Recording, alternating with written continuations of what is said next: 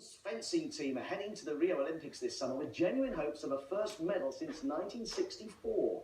And the future looks bright for another good reason too, as I found out when I joined some of them in training. The cut and thrust of one of the world's oldest sports, and I saw for myself the dazzling footwork and... Lightning strikes the brain. It is a sport without a face. Really, there's no way of knowing who's the potential Olympic champion here, and who's the biggest noise, obviously apart from the technique. That is until now. The sport had already been seen in a new light at London 2012, but it was still impossible to see what was going on behind the mask. So now they're taking it one step further. Oh, it's a double. This may look like an ordinary mask, but down it goes, and as we start, you see what happens as I distract Richard. Look over there! Catch him on the sweet spot. And now when I score, Richard, looking rather red-faced, A glorious moment that all the world can see. it may look like a scene from Doctor Who, but it could transform the way we all see fencing. I think for the sport to survive, it has to sell itself to an audience. So that's why they come up with these sort of innovations, you know, as you said, the floor lit up in 2012, and now the facial expressions, which is something that's been missing in fencing. You know, you could only ever see a blank mask. It's really exciting, you know. I think it makes the sport a lot more personal for spectators as well. They can really see the athletes' expressions as we're fighting, and kind of, I guess, see the fear on some people's faces and the anger on others, which I think will add to the whole experience.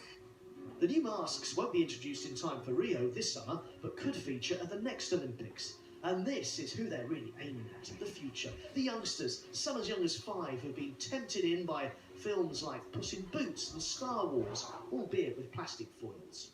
It's because it's a gentleman's sport and I am a gentleman. I watched Puss in Boots and I really, then I wanted to play with the swords since that, and Star Wars. I just love going in and just fighting and being on pins.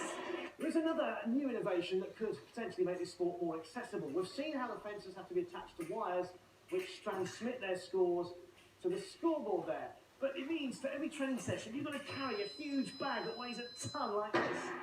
Hear the noise it made there? Now though, they're going wireless.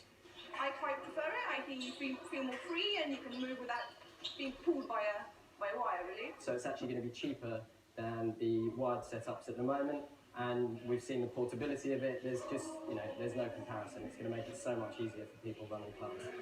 But it's what happens on the Olympic stage that really matters, and the men's team have beaten all of their rivals in the run-up to Rio, so Richard and co might find themselves in the spotlight anyway, regardless of any new technology.